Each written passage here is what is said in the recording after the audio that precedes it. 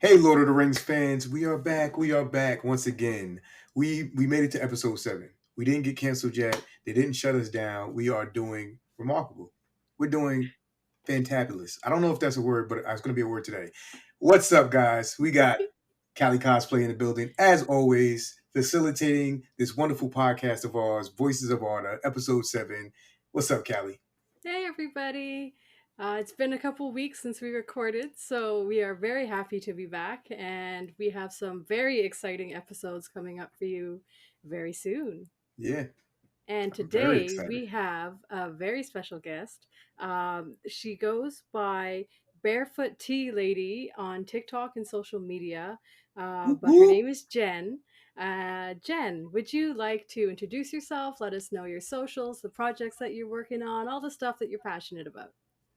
Hi, I'm Jen, the Barefoot Tea Lady. You can find me at the Barefoot Tea Lady on Instagram, Facebook, TikTok, Twitter. Um, Not working on too much right now, but I'll pop in every once in a while just to keep in touch with everybody. So, Well, we That's appreciate you. awesome. We love your content. We love your contributions to the culture. And yeah, man, we got an exciting episode today, something that I'm really excited about. So, Kelly, before we get into that, I know you're going to interrupt me rudely, by the way, and you're going to say some ridiculous joke, and it's going to make me mad. Barefoot Tea Lady is going to giggle. She's going to try to show Very that she likes it, politely. but she's going to hate it like I hate it. So let's get this on the way. Callie has a how You're wonderful gonna joke. two of us sound aren't going to just gang up on you. you're gonna hate this joke so much. I'm so excited to tell it. Okay. Why is Zeus the most important of the Greek gods? There Because are so many. the rest were Zeusless without him. Aw. What? I knew you would hate that one. There are so many vulgar ways that that joke could have Yeah, ended. that is Oh, definitely, oh, definitely. oh. So, being that that was the joke of the day, I'm sure you guys can guess by now what our topic is going to be. Our topic is going to be the pantheon of gods, as relates Mhm. to the Greek gods and the Lord of the Rings gods. So the Valar or the Ainur, as we know them. We're going to say the Valar because on Earth there's a pantheon there. On Middle Earth there's a pantheon there. So wow, just think about that. And it's so awesome because I always, when I'm explaining people the pantheon of gods from the Lord of the Rings, I always use the Greek gods as an example because they're very, very similar and they're very different as well. So I'm honored because Jen over here, or Barefoot Tea Lady, is a bit of an expert. She went to college for these things. You know, she knows some stuff. I'm a Greek mythology nerd. I wouldn't call myself an expert. Wow. So I was just talking to her before we started the podcast, and I was like, wow, prior to me getting into the Lord of the Rings, my favorite thing on earth was Greek mythology. So, Tolkien took over my life, and that's my number one favorite thing. But definitely, Greek mythology is a close second. My oldest son is named Ares. Oh. And as we know, Ares is the god of war. He is also, you know, not the greatest god, but I have my reasoning for naming my son that before you guys interject and say anything. But I'm excited to get into this conversation. So, where do we begin, Callie? Where do we begin? Well, let's start with a pairing. I'm gonna go with some notes that Jen gave me before we started. Let's Awesome. talk about Mandos and Hades. Okay. Yes. Yes. Mandos and Hades. Mondos and So Hades. that's very interesting. So you can see a lot of inspiration there that Tolkien took in creating Hmm. Mandos from Hades. So as we know, Hades is not only the name of the god, but is also the name of the underworld. Yep. As is the same with Mandos is the name of the god, or his one of his names, his side name, and Mandos is also the name of the place where the dead go. Hmm. That is in Valinor, is all the way in the western part of Valinor, and Hmm. they go to a place called the Halls of Mandos. So Irmo, if I'm not mistaken, is Irmo and Namo, Hmm. are the two brothers, the Fanturi, and literally Mandos is Irmo. So, am I right? Irmo. I get them mixed up. It might be Namo. Namo is Mandos. Irmo is Namo is Lorien. Mandos. Irmo is, yes, Lorien. Lorien, Forgive which me. is really interesting because Lorien is the place of rest and Mandos is the halls of the dead. They're very similar. And I think it's very interesting how Tolkien is obviously very, very educated in the Greek pantheon and Greek mythology. Obviously, as a medievalist, you would have to be. Yeah. And a scholar. But he riffs off of it. Yeah. So he has Mandos. And I think that before, when we were discussing the topic, someone brought up that Mandos could be Hermes. Very because true. Of the sense of travel, the sense of kind of mysticism, messengers, the messages. But in my mind, Hermes is like first and foremost a trickster god. But at the same time, Hermes has this almost brotherly sibling rivalry relationship with Apollo, who is very similar to Lorien or Irmo. Yeah. So forgive my little backwards thing there. Namo is Mandos. It happens when you so many names and everything. It happens, but and the same thing happens with the Greek gods, even beyond the whole Greek and Roman thing, which is a whole different story. A whole another story, right? But each of the Greek gods has their own epithets. So, out of the two, who do you relate to more, Mandos or Hades? That is a difficult question. So Hades is a lot more complex. And I think it's interesting that he's a brother of Zeus and isn't... the eldest. Yeah. No, Zeus is the baby. Yeah, Zeus is the baby. Baby that didn't get eaten. So yeah, Hades is the oldest. And I think to some extent that makes him the most grounded. Literally.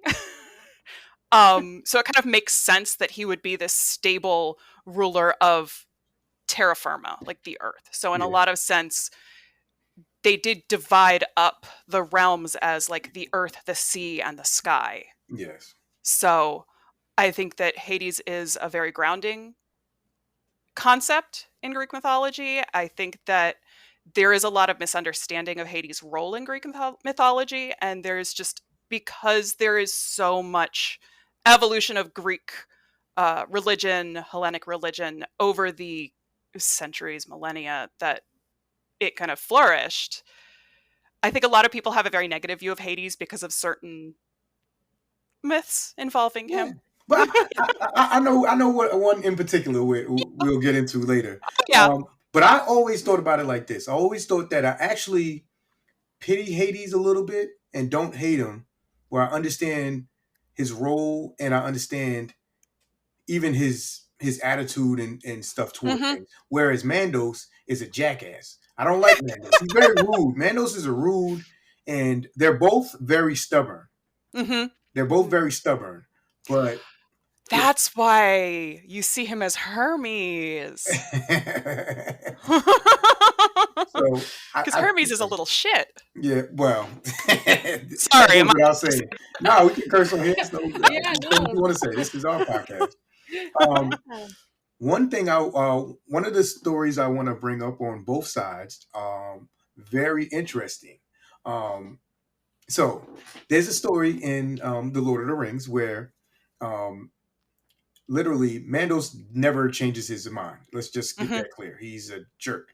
And he's like, nope, they can't come back. The Noldor, he's cursed, he's part man and he's a Noldor. He didn't want Arendelle to be able to save the world. None of that. He's very clear cut. These are the rules. He knows the most out of all the gods. He has the most vision. He's seen the most. So he pretty much knows everything except for a few things. So he's like, nope. This is this is that. But when Luthien was singing to him for the soul of Beren, because, showing her love for him and singing about the fate of elves and the fate of men, literally, it's the only time he's ever been so moved that he changed his mind. And this kind of mirrors what happens in Hades with, what's his name? Orpheus and Eurydice. Yes. That is not the story I was thinking of, but... I was thinking of that. I was Yes. thinking of And that. Hades is a really interesting figure, and I think he's a much more sympathetic figure in that Yes, story, that's what I was because going to say. there are a lot of stories of people going to retrieve other people from Hades. Yeah. And he's not just the god of death, he's also the god of keeping the order and balance between life and death. Mm-hmm. So like you can't just start you can't just letting people out of death willy-nilly. Yeah. He's always cutting people deals. He's like, all right, you could do it if you could do this. Right. So he wants to make sure this, that they really want it. Yeah. Like, there's got to be some balance there. Yeah. No, because there's one story where a guy goes down to Hades to steal his wife. And his friend comes with him as wingman. Mm-hmm. And Hades is like, okay, sit down and rest for a minute before you run off with my wife. And they stick to the bench. Oh. And they can't leave. Because not only were they trying to steal a goddess in her own right, mm-hmm. and the wife of a god, but they were trying to steal someone from the underworld, which is kind of like not a thing good. that Hades lets go easily. Not easily. All of it sounds like a non-starter. The wingman friend is allowed to be rescued by Heracles because he rescues everybody. I'm about to say, Dang. I'm going to say Hercules just because I'm super American and I'm going to just say it. It's not American, Hercules. That's Roman. Well, Americans are used to pronouncing it Hercules. Right, Hercules, because it's the Disney movie. But it's Heracles. Yeah. She's right. It's Heracles. I have a fair number of much more knowledgeable people about Hellenic mythology who would come after me if I didn't at least start with Heracles. Yeah. No, absolutely. But, just for the sake of the average viewer. Hercules.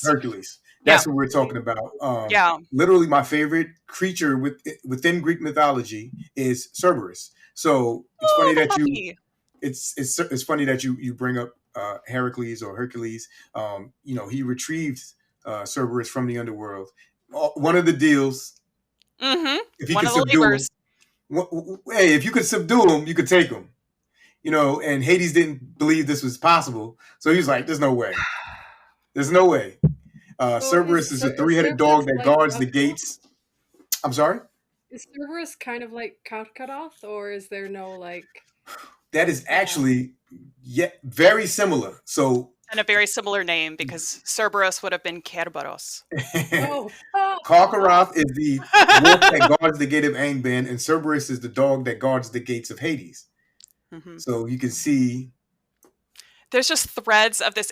I feel like Greek mythology is a gateway drug to Tolkien. A lot of people don't know this though. So, Heracles was able to choke the crap out of poor Cerberus and make him heal, and he brought him back, and he threw him at the king. And the king said, "Eek!" And jumped in a pot. Heracles brought him back. Yeah. Heracles took him and brought him. Yeah, he's just like taking him for a walk. So Jen, you have to I'm sorry, go ahead. No, I was just going to segue. So let's we can wrap up these two, and then we'll segue. I found a nice one. Oh, nice. With Hades, though, he always has these stipulations, and they have to be followed to the letter. Whereas Mandos doesn't really give any room. There's nothing. He didn't even say yes to Luthien. Really, he said, "Let me ask my boss," basically. Mm-hmm. And then, but he was willing to do that.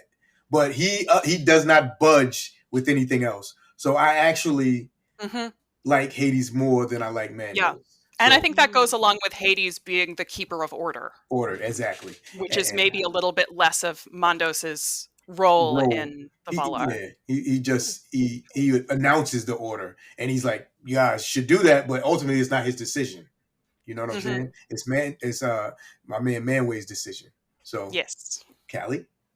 All right. So for viewers, these two could go on forever and ever, and if I let them, this would be the 6-hour podcast. But I'm not, so I'm going to keep interrupting, not so politely, with prompts to move us along. All right. It is so what it y'all is. know. All right. So, Barefoot Tea Lady, you said the word thread. Yes. My favorite. Is making me think that we talked about Mandos. Is a very So we talked about death, and now we will talk about life. Oh, I thought we were talking about Mondos's wife. Oh, who is he? Who is she? Fiery? Vardy. Yes, Weaver? yes, that is Okay, yeah. yes, that is who we were talking Okay, about. Yeah. great. Yes, so the Weaver in Tolkien's world, KnewBetta, is Vari. Vari. And in Greek mythology, I feel like there are analogs to Vairi who are not Olympian gods. Yeah. Because I've always personally identified her very strongly with the Moirai, which are the three sisters that weave or that spin the thread of life, measure it, and cut it. Yes. But there is also a very strong connection with Arachne. And I find it interesting because there's some very interesting spider imagery, both in descriptions of Vairi and in Tolkien's world in general, in terms of the power of spider creatures. So for like in layman's terms, if you guys don't know what she's talking about, those three sisters are the fates that are in Hercules, the animated movie that Disney did. So those are the sisters. That is actually a really, really accurate. That's probably one of the most mythologically accurate parts of that movie. Of that movie, yeah. Everything else was kind of they played fast and loose with a lot. Yeah, there was a bunch was a hodgepodge. So Hercules did not ride Pegasus. No. All this crazy stuff going on. But the three fates, and in fact, in the closest city to where I'm from, outside Washington, D.C., and in the Potomac River, there are three islands that we call the Three Sisters, and it's named after the islands where these three fates would sit and measure out the thread. One of them would spin the thread, one of them would measure, and each thread was a human life. Yeah. And in the same way, Vairi is also a fiber artist, so hence I'm also a fiber artist. I spin. I don't weave as much because looms are large and expensive. I would love to buy a loom, but Vairi takes the thread and turns it into kind of the stories of life. So if you need an explanation of what Vairi does, a perfect explanation would be Huon. So Huon is fated to only die at the hands of Karkaroth. So that means that's in Vari's web that she weaved, and that's what's going to happen, and nothing is going to make that deviate because that's the fate. So when I tell people, which I always get mad, and I'm like, they're like, "Oh, well, Sauron lost to the dog," and I'm like, "Well, he couldn't win. He could not beat and kill Huon because he's not fated to lose to Sauron. He's fated to lose to Karkaroth. So it was no way anybody else was ever. It doesn't matter who it was. Nobody was beating Huon unless it was Karkaroth, and that's exactly what happens. And that fate itself drove Karkaroth to be able to, that in the power of the Silmaril, if you read the Silmarillion, that is what allowed Karkaroth to pass through the girdle of Melion. Fate and the power of the Silmaril, because Karkaroth wouldn't have been able to get through into Doriath if it wasn't for those things. But he's fated to do so. Right. Beren was also fated to do so. So Beren was able to pass through the girdle of Melion. So she's in control of those things. These are weaved in her web. And this also relates to the three sisters because this is what they did in Greek mythology. Yep. They decided how long a life would be and when it would be end. I don't know why that sounds so dramatic to me. I don't know. Well, it is used as this point of dramatic tension in a lot of stories that involve the fates. Yeah. And in fact, they had a fourth sister who is kind of a minor deity of revenge whose name is Nemesis. Oh. Yeah. Yes. So a lot of words from Greek mythology are words that literally are in today's society and people don't know their origin. The word clue. A clue is actually a ball of string. And this is what was given to Theseus, and he uses it to get out of the labyrinth. So that is why it's called a clue. And that's why we use it in the way we use it today. The word venom, a bunch of words. There's so many words we could use. The word echo. Yes. Also echo. Also the word narcissist. That both too. come from the same story. and the meanings are literally contextual. When you understand the story, you'll understand why those meanings are what they're meaning today. So there's so many things we could go on forever about that. The last example of Vare that I want to give is the Witch King of Angmar. So the Witch King was foretold by Glorfindel that he would only die at the hands of not a man, and that was his fate. And so that's weaved by Vare, even though we don't see it, we don't hear that. That's definitely was weaved by her. So that's an example of that, and that's why Eowyn and Merry were able to defeat the Witch King the way they did, because that's the way it was fated to be. And Glorfindel, having that foresight, saw that and knew that, and that's why. That's Tolkien's Shakespearean moment. Yeah, it's absolutely. No man of woman born. Beautiful. I'm not going to say the name of the play because I'm an actor and I'm currently rehearsing something. So, right, so that's amazing. Yeah, moving right along. Moving right along. No, I'm. Yeah, sorry, I was looking for my weave, my spinning. Oh, that'd be cool. If you happen to think of it as we go along, please feel free. All right, tell me about Gods of the Sky. Oh, this is a fun one. We talked about this one, and I went back and I talked to a lot of my kind of more expert. So, obviously, in the Valar, we have Manwe with his eagles, and he is a very clear analog to Zeus, who is not just the king of all of the Olympian gods, but also and my husband is texting me. Who is not only the king of all the Olympian gods, but the god of thunder and the god of storms and the lord of the sky. So as I said, there are these three realms. There's the earth, the sea, and the sky, and the three male children of Kronos. Yes. There we go. I was going to say Saturn. Forgive us. There's so many names, and then we're doing two mythologies. So we're going to mix some stuff up, and we'll correct ourselves. So the three boys become the lords of the air, the sea, and the sky, and that's Zeus, Poseidon, and Hades. And Manwe, and then we have Ulmo, and then we have Aule. And the same thing, except those three aren't siblings, but same exact thing. Air, sea. Except Aule is very interesting. So Hades Aule is a hoshposh. We'll get to Aule. Yeah. He's a combination of Hephaestus and Prometheus. Yeah, so who is older than Zeus. Yes, he is one of the Titans. So anyway, we have Manwe, and Manwe is married to Varda, who is the most beautiful of the Valar and the Lady of Stars. The Lady of the Stars, the Lady of Light. The Lady of Light, the Lady of Stars. And because she's married to Manwe, a lot of people think that she's an analog to Hera, which is Zeus's wife and is a goddess of kind of marriage and fidelity. However, as the most beautiful and most luminous of the Valar, I always see a lot of Aphrodite in Varda. And one of the reasons for that is because in one of the myths, she is born from the severed testicles of Uranus, the sky. Not just the god of the sky, but the sky.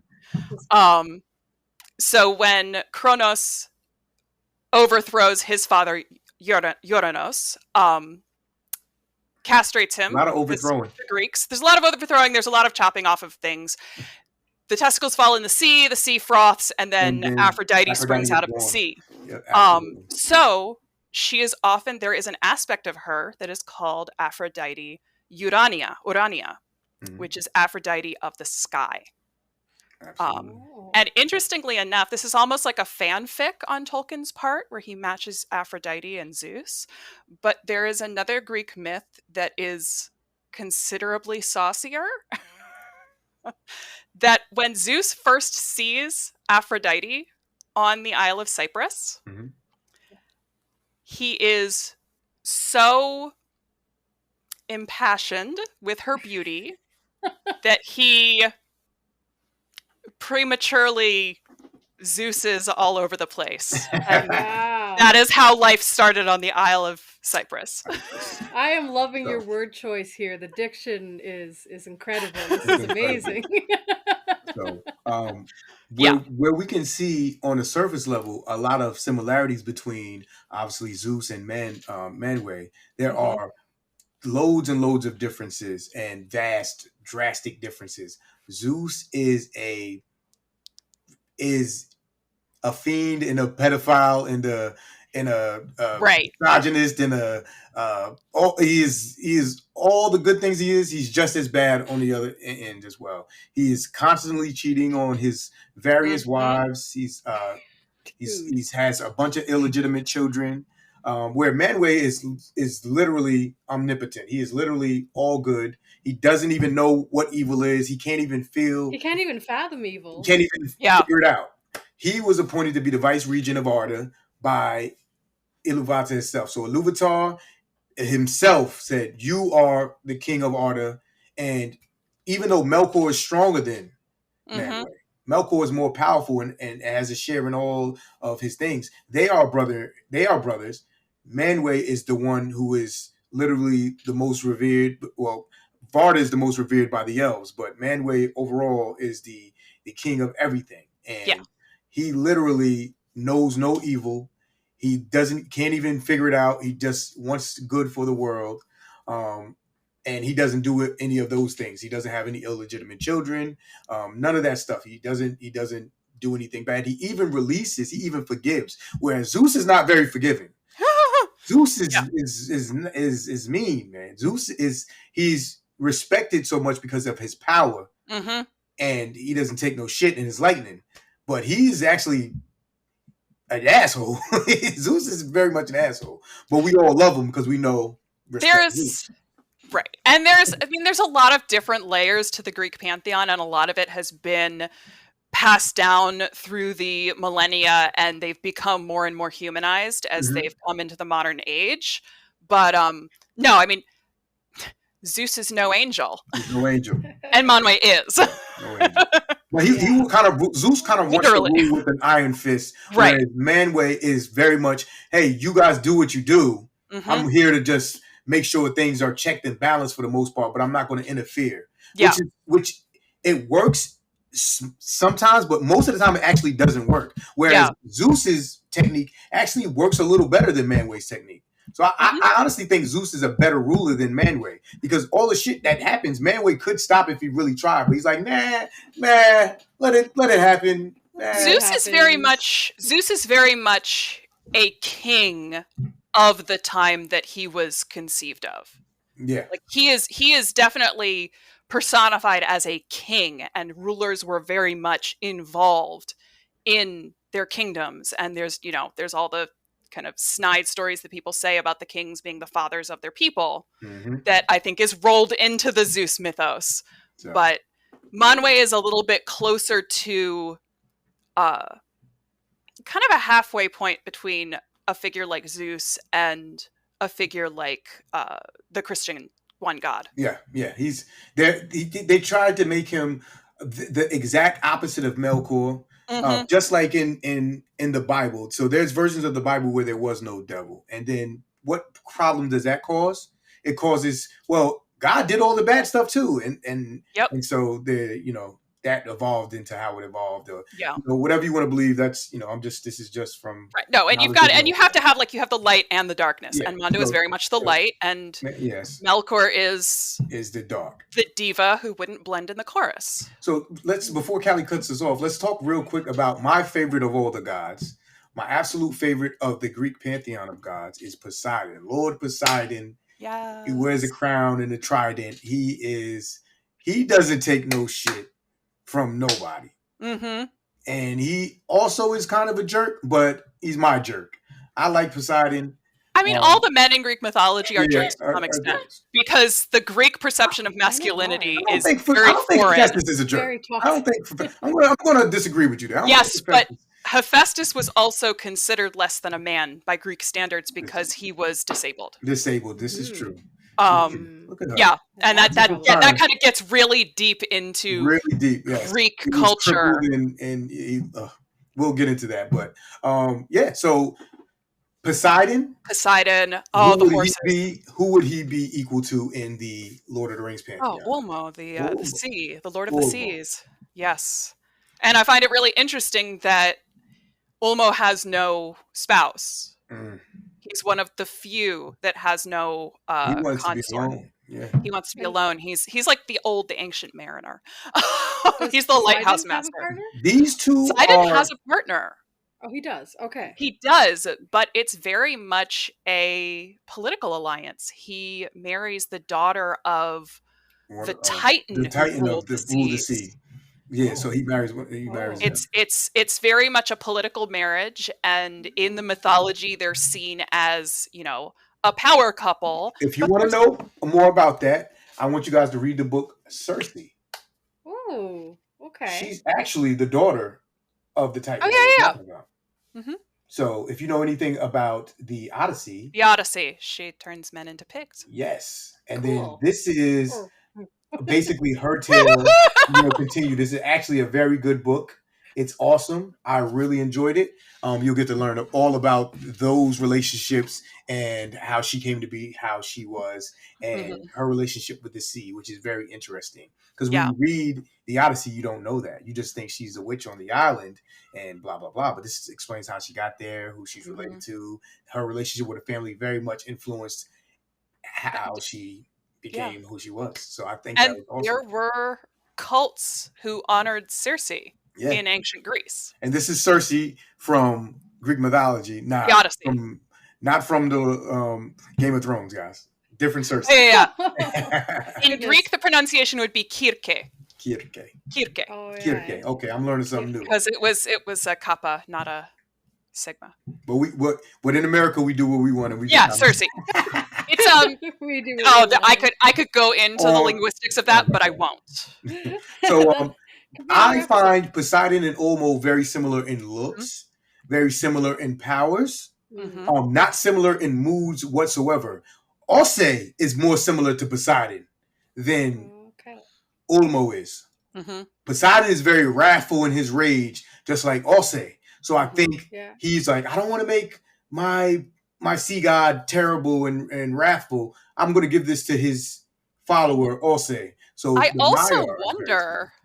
I also wonder how much of that comes from the fact that the waters around England and the waters around the islands of them in the Mediterranean. Mhm. I wonder how much of that is based on how different the ocean is. Yeah, very different. Because the ocean in Tolkien's mythos is a soothing entity. And even if you look at Celtic mythology, Manon Maclir is a very even-tempered god, even though he is the god of the seas, whereas in Greek mythology, you have all these storms, you have sea monsters, you have whirlpools and maelstroms in their mythology, and we know that they were an island nation, they were a seafaring nation, so it's possible that they were just a lot more at the mercy of rough seas than the Britons. Yeah, very, very, very true. So this conversation is wonderful, and literally, I'm learning so much. This is so cool. it's actually crazy how many similarities, also differences, but ways in we can connect the two pantheons. And this is, like I said, this is always why I explain the two together. I'm always like, well, if you know anything about Greek mythology, which most people actually do, they at least know the initial pantheon of gods. They may not know who Pan is, but they know who, obviously they know who Poseidon is, they know who Hades is, and Zeus is, for the most part, you know what I'm saying? Yeah. I have to say, I think it's pretty obvious that Tolkien was a giant Greek mythology nerd. Absolutely. And that makes me love him more, and that gives Absolutely. me a deeper connection to his work. Yeah, he was a nerd of many mythologies, and that's what. Yes, he was a mythology and a history nerd, and that is. And the way he weaved them together, he was a huge Beowulf fan. Yes. And the Norse myths and the way he weaved certain things from there, dragons, and it's amazing. Even we know that Karkaroth is in a way related to Cerberus, but he's also related to Fenrir. So it's like crazy how Tolkien is an absolute genius, and this is why everyone loves his works. So moving right along, Nice. Callie. Wow, this is so exciting. Okay. Tell me about the hunter gods. Oh my goodness. Goddess.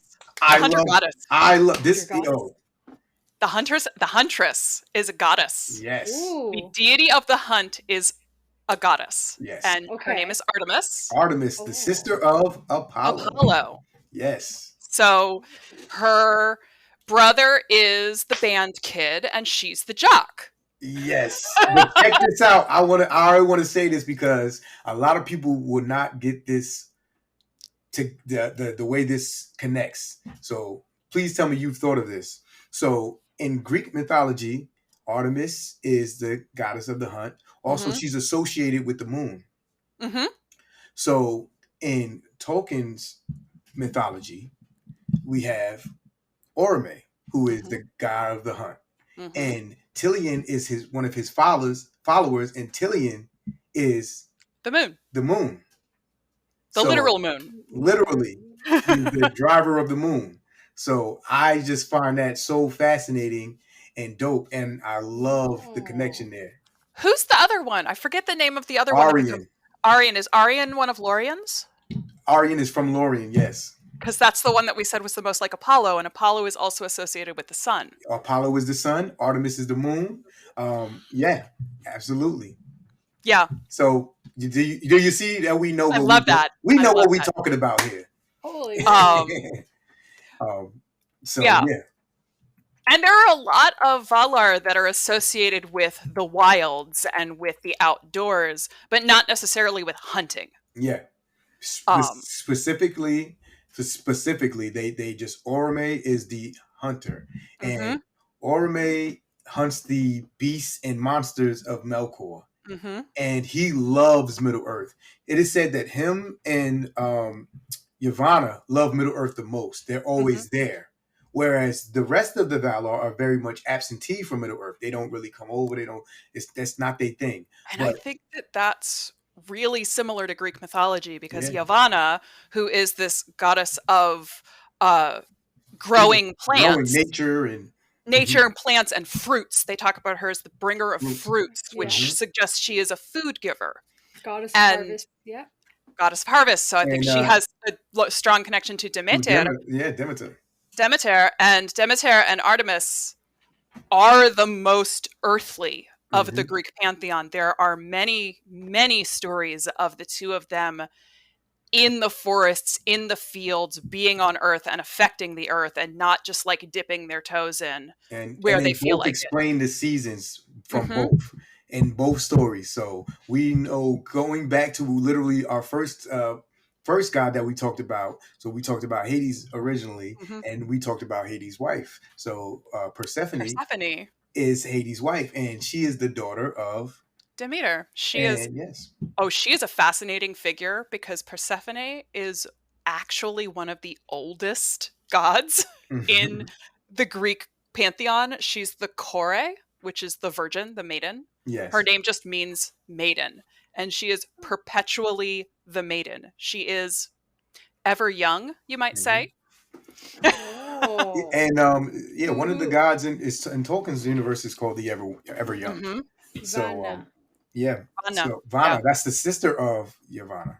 Yes. And if flowers spring from wherever she walks. So these relations are not by accident. I also find it very cute that Yavanna, who is Demeter, is matched with Aule, who has strong connections to Hephaestus. Because as we've said, Hephaestus is like the only example of non-toxic masculinity in the Greek pantheon. And in Greek mythology, he's paired with this utterly faithless woman who cannot be cannot be faithful to him because it's just not who she is. That's just not her. It's just not her. And in Tolkien's mythology, he's paired with one of the stablest, most motherly, loving, nurturing goddesses. Understanding. She just wants good. She wants good for the world. She feels the hurts of the world and cares for the world. You love her. She is responsible for the 2 trees of Valinor, which are the most important things in the history of Earth, Middle Earth. are the two trees. Everything, all the stories come from some kind of way, have some kind of connection through them from first age and on. They have connection. So it's really awesome to see that.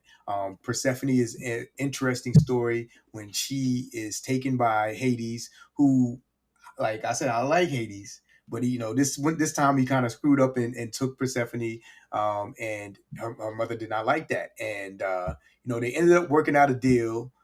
Because Zeus wasn't willing to just make Hades give her back, so they worked out a deal, and I'll let you explain that deal. Oh yeah, no, the deal is so Persephone is taken by Hades to the underworld.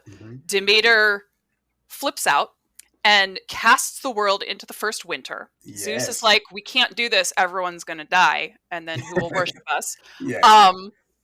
So Demeter is like, I'm not letting this winter end until you give me back my daughter. So Zeus goes down and is like, come on, brother, you need to give her back. And Hades says, okay, as long as she hasn't tasted the food of the dead. And she did, and it's the pomegranate. It's the pomegranate seeds. And pomegranates are just deeply, deeply entrenched in so many cultures' views of fertility and womanhood that it's very, very symbolic that it's the pomegranate. So she ate, in some versions it's 4 seeds, in some versions it's 3 or 6, depending on what part of the world you're in. Because for every seed that she ate, she stays in Hades. She has to stay in Hades. So that's where winter is. So in some cultures, you basically just see it as like the warm half of the year and the cold half of the year. So she ate 6 seeds. So when she's allowed to return, so they work out a deal where half the year she stays in Hades, and half the year she's allowed to return with her mother. So when she returns with her mother's happy, and the earth is warm and fruitful, and it's booming. And then when she has to return to Hades, then boom, she's passed back into darkness and cold. And it is such a good story. I absolutely love it. Yes, I absolutely. And it brings in so many threads. I love just the depth of this. Mythology. Yes. We can move on if you would like. Let's move on. You want to talk about we can move on to KnewBetta's favorite, and I know that we briefly touched on this before, but Sauron and Hermes. Hermes. You can say Hermes. Are we comparing Sauron and Hermes? Well, you talked about them being you talked about Hermes being a trickster god. So this was in my notes when we were talking about how Mandos is Hermes. So Hermes is at his core a trickster god. He's a trickster, but he's not a bad guy. He's not a bad guy. Yeah. But he's also not a good guy. Not a good guy. He's killed some people. Yeah. I mean, yeah. All the gods, kind of, for the most part. Yeah, but no. Hermes is very much, I think if I were going to associate anyone with Hermes, it would be Sauron, it would be Anatar. Okay. The I'm giving you a gift, but it's a double-sided gift. It got some nonsense. It's got some string. It has a lot of strings with it, which Sauron is renowned for doing. So I see in that aspect. Yeah. See, Sauron is a tricky character to pin down with the Greek pantheon. Right. I think part of it is that in Greek mythology, there are very, very few examples of pure evil. Yeah, and I think that Tolkien, as a Catholic, had to have a purely evil antagonist. So where we have somebody like Ares who is a jerk. He's a coward. So you don't fear him. You know that he does get worshipped and he incites these things. But overall we know he's a coward. Well, he's not a coward. He's a coward. He doesn't like getting sore loser. Oh. He's a sore loser. He's like a little baby. He runs off when he gets hurt. He's kind of a coward. But what I say is, and why I named my son Aries, and a lot of people may not understand this, is because he's a toddler. No. It's kind of in spite of that, he is one of the most worshipped gods because war is inevitable. just as such as love and other things. And even though people hate it and despise it and might not love that, he has a lot of worshipers. It's crazy because it's I think it also goes back to the fact that in that time, the idea of a country didn't really exist. There were like small nation nations states that have to that were constantly really fighting for resources. So like the idea of a war, we hear the story of the Battle of Thermopylae and the I love Persian it. Empire, but a lot of these myths come from a pre-imperial time where the idea of war is much less kind of wholly devastating. Yeah. So it is much more of a show of skill. And then you have these later myths of Ares where he's shown as being kind of a baby when he gets hurt. Yeah. Because, he's the bully. What? He's a bully. He's a bully. And he doesn't like to get bullied back. Whereas Sauron is a bully, but he's a crafty bully. And he doesn't mind to take the L because he's going to come back. So he's very different in that aspect. Mm-hmm. Sauron is he's like Thanos. He's a trickster and he's inevitable. Sauron is a trickster and he's like Thanos, that he's inevitable. Like he's that guy. But just like she said, there are very few examples of just pure evil within the Greek pantheon. It's not really a pinpointed down bad guy. Like everybody, bad things happens, and a lot of the kings are bad people. The people are bad people. The people are bad people, but the gods are not people, so they're not bad people. So it's weird. It's weird, but it's There's a lot of examples of monsters. Mm-hmm. So in a sense, monsters are a representation more of bad things and even natural disasters type things that happen. Just like you said, like typhoons and they're not necessarily even evil. They're just bad things. So they get associated in that sense. So that's really cool. And I think that's one of the reasons why we're not able really to come up with a Greek pantheon version of Melkor. Yeah, absolutely. There's no Melkor. Because he's a very firmly Christian concept. And now we will let Kali move us along. One more, just because she is one of my favorites, Nienna, who is known for pity and sadness, but also mercy and hope. You have her matched up with Niobe, which I don't know about. So Niobe is a human. She's not a god. Oh. The story of Niobe is extremely sad, and I feel like Tolkien must have been thinking about the story of Niobe. It's not like a one-to-one match. The story of Niobe is Niobe has, I think, 12 sons and 12 daughters, and she's very proud of them. And she lives in an area that honors Leto, the mother of Apollo and Artemis. Mm-hmm. And she brags that she's better than Leto because Leto only has one of each and she's got 12 of each. And in a bid to avenge their mother's honor, Artemis and Apollo kill all her children. Mm-hmm. Oh. And a lot of that going on. Yeah. Niobe is just struck by grief and oh no. And the mercy is that because she's just crying, weeping constantly, she is transformed into a rock that weeps constantly.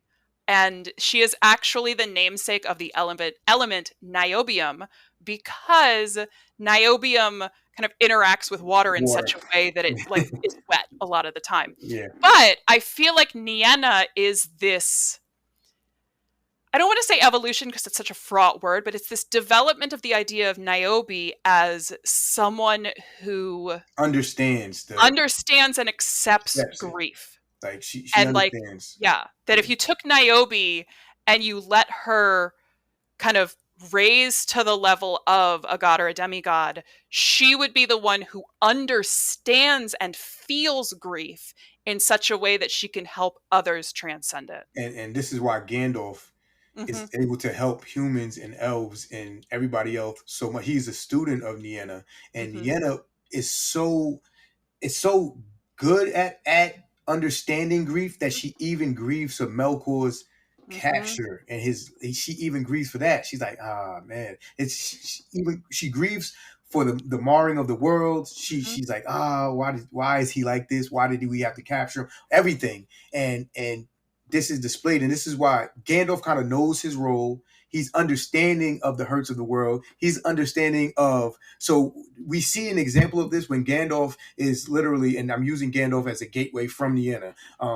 because that's who we learn from the most. And literally, we see this when he's talking to Frodo about Gollum, and he's saying that Smeagol's life is a tragic tale, and it's a pity that Bilbo's pity may rule the fate of men, but he understands that actually will do that because he pitied him, and that's why he was able to, because he didn't kill him. He didn't get his possession of the ring from an evil intent. He pitied him, and that's more along the lines where he's learned to understand people, and Frodo should do that, and he gets that from Nienna because. And I think that.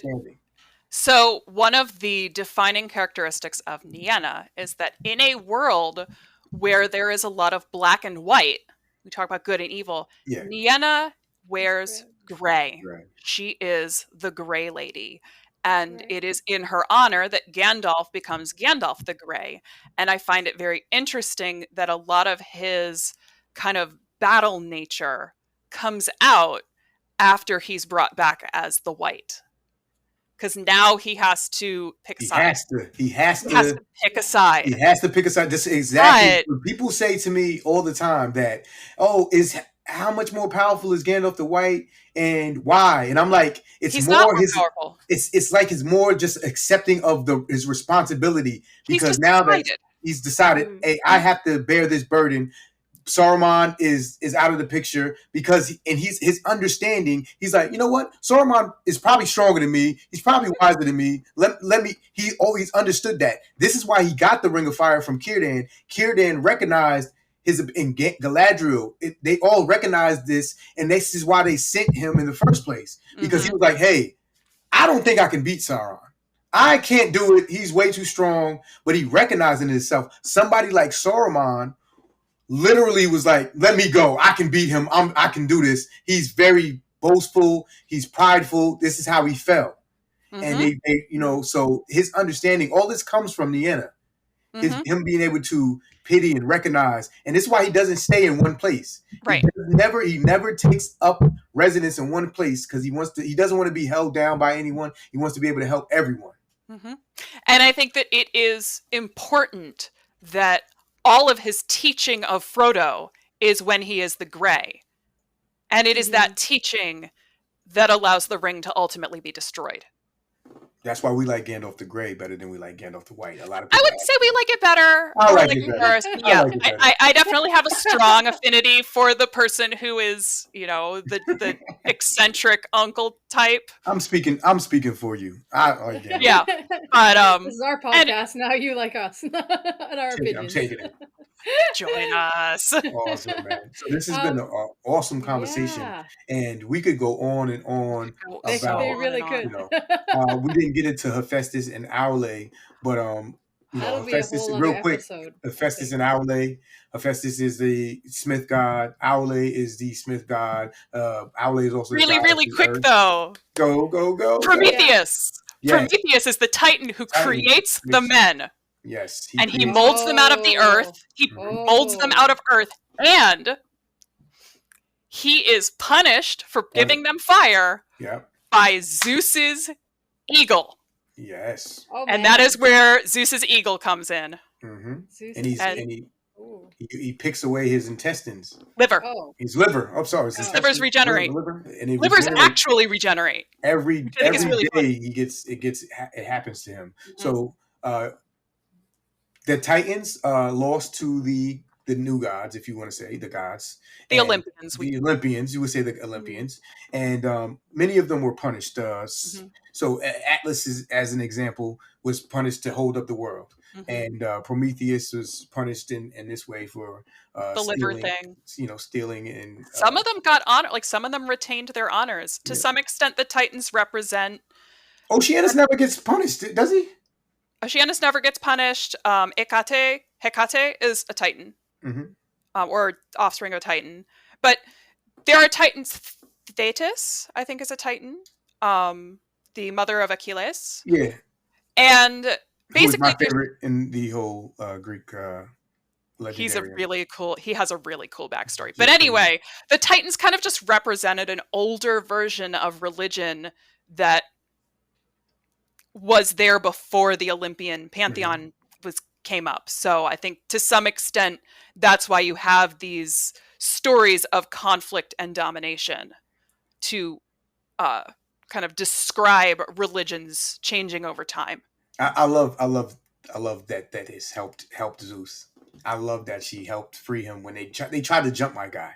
They Yeah. tried to overthrow him, but she helped him out. So she And always, that is how Troy fell. yeah. So this is how this is how it felt. He kind of owed her a favor. So Well, you know why Zeus almost got jumped, right? explain it to the people who don't know. He made his wife mad, and his wife Always. sided against him. She sided against him. Oh, don't And do that. yeah, but How yeah, cool were the 100-handers? they're pretty cool. The Cyclops and the 100-handed. Zeus had some peoples that really had his back, though. Like, y'all don't understand. There's monsters and creatures. Like, Cerberus is the son of Typhon, and I mean, Zeus has had people who's had his back since the beginning, literally. Yeah. Zeus got some strong allies, so he was able to get up out of there. Zeus knows a guy. He knows a guy who knows a guy. So, Yeah. like I said, we could go on forever and ever. We'll get into another. We'll do another episode where we'll get more into the pantheon, because it can go on and on. We can keep going into the pantheon. We could go into all sorts of things. We got to talk about Apollo. Apollo is very important. Pan is important. The muses. We got to talk about the muses. The muses. We got to talk about the king of Crete. We got to talk about Minos. Minos. We got to talk about him and Theseus, Perseus' story. A lot of yeses. Yeah, a lot of yeses. All right, Perseus' so you guys, story, if you guys don't know, is the story of that's in the movie The Clash of the Titans. Obviously, they doctor it up a bit, but that's the story of that. And we could go on and on, but let let's bring us into order and get us out of here. Yeah, so you listeners, it sounds like you have another wonderful episode to look forward to once we get to planning that. So we will schedule another one with you if you're available. Barefoot Tea Lady, this has been amazing. KnewBetta, do you want to do a question for the guest? I am. I'm going to do a question. So Okay. I'm going to switch it up this time. I usually ask if you could marry one god from the Lord of the Rings, or like a elf, or a so if you could marry anyone from the Lord of the Rings, who would it be? So I'm going to keep that the same. And then from the Greek pantheon, if you could find someone to protect you and your wife, anyone from Greek mythology, who would it be? And from either, who would you want to fight? So those are the three questions. Who would you marry from the Lord of the Rings? Who would you have protect you from Greek mythology? And from either, who would you want to fight? So from Greek mythology, I would want Hecate to protect me, because she was given dominion over all three realms and is like one of the oldest deities who continue to be worshipped. She's just super powerful. And she's also rules over transitions. And that's something that I have a lot of trouble with. My mom always says I'm allergic to change, because anytime I move, I get allergies. It doesn't matter what season it is or where I'm going. So He's just like, nope. And yes, Hecate is also known as the goddess of witches, but in Greek mythology, she was much more a goddess of kind of in between spaces and travelers. Gotcha. And then let's see, who would you marry from? Who would I marry from Tolkien? Of the Valar, or just in general? Anyone in Tolkien's legendary. It could be man, god, Maiar, elf. It's Sam. Sam. Aww. Marrying Sam. Yeah. And protect you from either. Who would you want to fight from either? Who would you fight? Yeah. Who would I fight? I mean, I think I'd probably fight that guy who couldn't even hold his own against two hobbits. Oh. Okay. Okay. That's my That's Or the soprano. My constant joke is that Melkor is a soprano who couldn't blend. Who couldn't blend? And as an alto, I always have to fight the soprano. Okay. I see what you did there. Going back to a creation stories type style right there. Yeah. So, All right. Callie, what about you? Oh, I'll probably just. I don't think I will pass on answering. You will pass. All right. Because we are running time. Low on time, but that's all Low right. on We'll come time. back to it. So as we get out of here, we just want to thank you so much for having that wonderful conversation with us. I had Thank a ball. you so much for having me on. It was wonderful. Yeah. It was marvelous. Can we recap real quick where we can find you on social media? Yes, I am Barefoot Tea Lady everywhere. Website is barefoottealady.com. Instagram is Barefoot Tea Lady. YouTube is Barefoot Tea Lady. I haven't updated that in ages. TikTok, Twitter, Facebook, the usual places. Awesome. And I am KaliCosplay, as you probably know by now, mostly on TikTok, but also have an Instagram account. And our Discord is linked in our bios in TikTok. So you should definitely check out the Discord and join the community. KnewBetta, where are you at? I am on TikTok as KnewBettaDoBetta. I'm also on Instagram, YouTube, Twitch, all that stuff as KnewBettaDoBetta. Just type in KnewBetta and I'll pop up first. So there might be a slight variation at the end. It might say KnewBettaDoBetta 3 or 1 or something because somebody already had the name originally. But definitely just KnewBettaDoBetta on TikTok and Instagram. You can find me. Just type in KnewBettaDoBetta. I'll pop up. You'll see my symbol. And yeah. Also, make sure you check out Voices of Arda podcast on Spotify, YouTube, and Google Podcasts. So this will be uploaded there soon. Thank you so much for being our wonderful guest, and we will definitely have you back very, very soon. It is an honor and pleasure talking to you. I look forward to it. So we will end, as usual, with a self-care tip. 3 pieces of advice for self-care like a god or a goddess. Pleasure without guilt. Do things you enjoy which make you happy and don't feel bad about it or let anyone else make you feel bad about it. 2, believe in your power. Don't limit yourself, but do set boundaries with other people. And the 3rd piece of advice is to worship yourself, meaning appreciate and celebrate your accomplishments. Absolutely. I think that is like the perfect note to end this on, and make sure we remember that, Jewel. So we will be back very, very soon with the next episode of Voices of Arda. So over and out. Thank you.